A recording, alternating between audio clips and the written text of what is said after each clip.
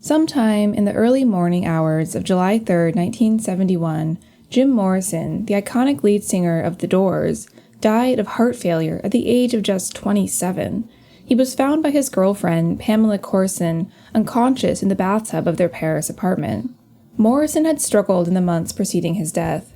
After shooting to fame with The Doors, whose hits Light My Fire and Hello, I Love You helped define American rock music of the 1960s, Morrison had fallen from grace. He grew ever more dependent on drugs and alcohol, clashed with the police, and got arrested in 1970 for allegedly exposing his genitals on stage in Florida. By 1971, Morrison seemed desperate for a reprieve. He left The Doors and escaped to Paris with Courson in hopes of finding calm away from the spotlight. But in his final days, friends thought that Morrison looked good, healthy. In what would become the last known photos ever taken of him, captured on a day trip to a commune just outside Paris with Courson on June 28, 1971, Morrison looked fit and happy. So it came as a great shock, one that has echoed with both tragedy and mystery in the 50 years since, when Morrison died a few days later on July 3rd. The questions surrounding his death have endured for half a century. Did Morrison truly die of heart failure, as the official report said? Or was it a heroin overdose? Or perhaps something else altogether? In recent years, new witnesses have come forward to challenge the official account of Jim Morrison's death. They tell quite a different story, one that might finally rewrite the history of this doomed rock star's untimely demise. You're listening to History Uncovered, brought to you by the digital publisher All That's Interesting, where we explore the uncharted corners of the natural world and the world past. I'm All That's Interesting staff writer Kalina Fraga. Today, we're going back to Paris in 1971, to the day in July that The Doors frontman Jim Morrison was found dead.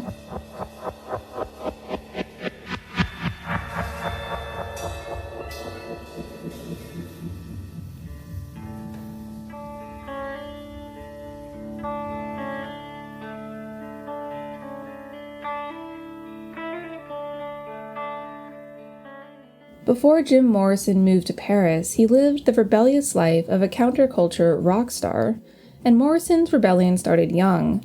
As a boy growing up in the 1940s and 1950s, bouncing between Florida, California, and elsewhere, he chafed under the rigid rules of his naval officer father and began to experiment with alcohol. But Morrison was an artist in addition to a rebel. He maintained decent grades and liked to read and write. He tried 3 colleges after high school to study film, but only stuck around at UCLA to avoid the draft. In 1965, he graduated and leaned into California living. Morrison spent his time lying in the sun, doing drugs, and writing down lyrics. That same year, he formed The Doors with keyboardist Ray Manzarek, guitarist Robbie Krieger, and drummer John Densmore.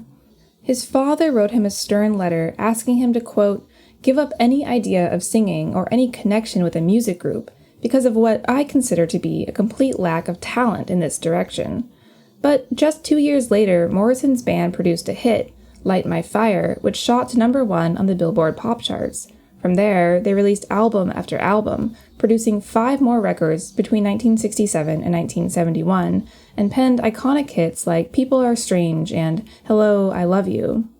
Although The Doors seemed unstoppable, Morrison struggled behind the scenes. He'd met his girlfriend, Pamela Courson, not long before becoming famous, and fought to reconcile his love for her with the fawning attention of female fans. Their relationship was both intense and tumultuous, as it was marked by infidelity. Plus, Morrison was very much a creature of his world, the world of rock and roll. He did drugs, drank, got in fights, and hooked up with groupies. He was arrested once in 1967 for swearing on stage after being maced by a police officer, and once in 1970 for allegedly exposing himself to an audience in Florida. Through it all, Morrison often rejected his newfound fame. He wanted to be a poet. He wanted to be respected for his words, not exalted as a sex symbol. As he sat through his trial in Florida in 1970, following his indecent exposure arrest, Morrison felt that he'd had enough. In one of his notebooks, he jotted down, "The joy of performing has ended."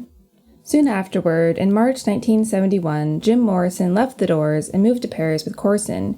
He hoped for a reprieve from his rock and roll life. But, sadly, he'd never come home. In a way, that was the culmination of our mass performing career.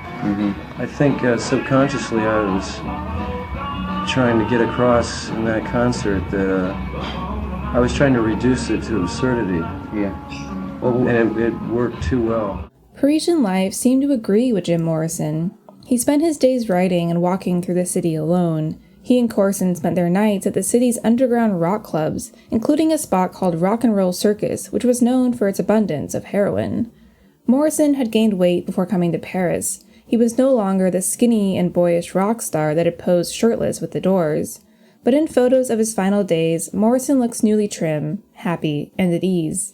He wears a blue sweater looped over his shoulders in a French fashion, a pink shirt, and a contented smile. In some of these pictures, he and Courson sit together with their heads touching, looking very much in love. But everything changed on July 3, 1971. In the official account of Jim Morrison's death, he and Courson went to a movie, then returned home and spent the remainder of the evening listening to records before going to bed. But during the night, he climbed into the bathtub and died there of heart failure. When Courson found him, she called for help, but it was too late. Jim Morrison was dead at the age of 27. Because the French authorities didn't suspect foul play, they didn't conduct an autopsy. A few days after his death, Morrison was promptly buried in Père Lachaise Cemetery. His parents didn't even know he was dead until after his funeral. But in Courson's version of events, Morrison had suffered from a strange and disturbing ailment in the last couple of weeks of his life, and had even been coughing up blood. On the morning that he died, in fact, Courson said that he woke up around 4 a.m., coughed up blood, but told her he was okay and would take a bath.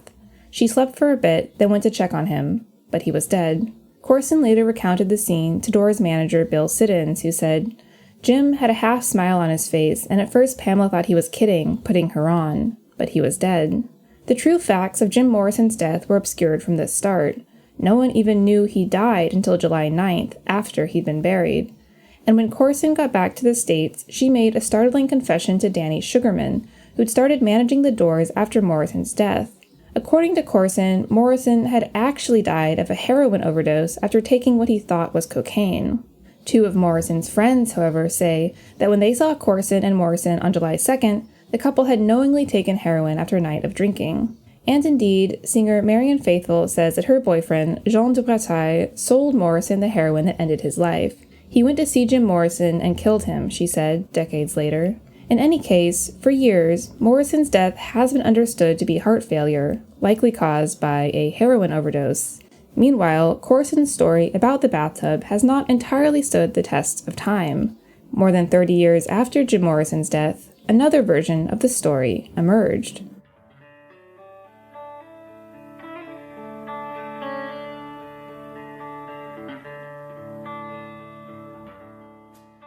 In 2007, a New York Times journalist named Sam Burnett, who, in a previous life had managed the Rock and Roll Circus in Paris, came forward with what he claimed was the true story of Jim Morrison's death.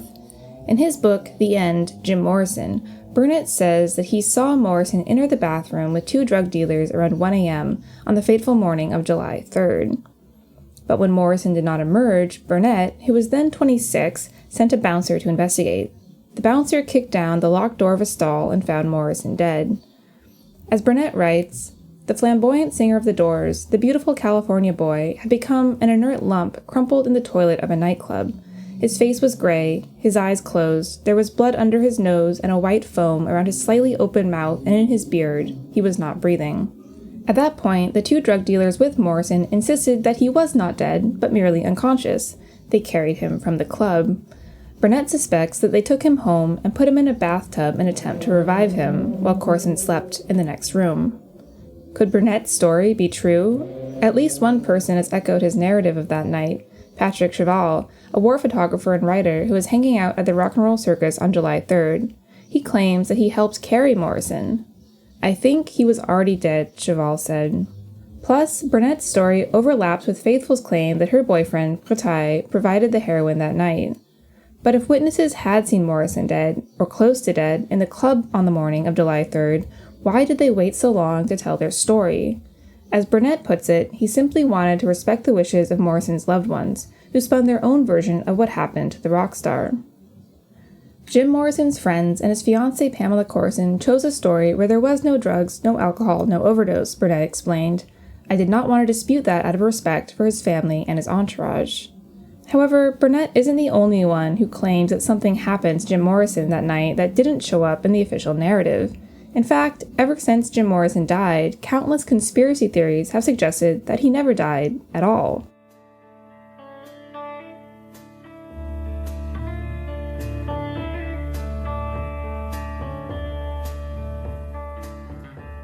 Perhaps because Jim Morrison died so far from home, or perhaps because his fans didn't want to believe he had died, rumors have circulated for decades that he's still living. One rumor claims that Morrison is alive and well and living in New York City.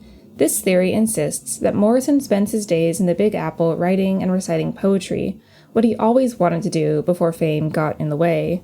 Another suggests that Morrison is actually living in Oregon under the assumed name Bill Lawyer. Fans of this theory point to the fact that a Mr. Bill Lawyer called his rural ranch the Jim Morrison Sanctuary, although it certainly seems like a poor choice of name if Morrison wanted to be left alone. Regardless, Jim Morrison does live on, in his music at least.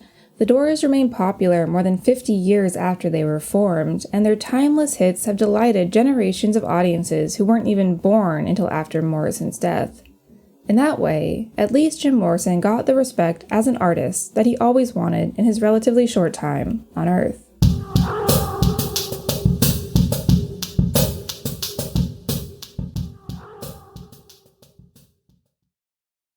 Thanks for listening to History Uncovered. I'm History Uncovered's producer, Kit Westneat. If you like the show, help others find us by leaving a review on Apple Podcasts or Spotify. And be sure to follow the All That's Interesting and History Revealed pages on Facebook and Real History Uncovered on Instagram. Make sure you don't miss out on the new episodes and subscribe to the History Uncovered podcast. And keep up with our latest stories at allthat'sinteresting.com. If you have a question about the show or just want to say hi, feel free to call us at 929-526-3029 or email us at podcast@allthat'sinteresting.com. This podcast is part of the Airwave Media Podcast Network. Visit airwavemedia.com to listen and subscribe to their other fine shows like Legends of the Old West and Redacted History. Until next time, keep exploring.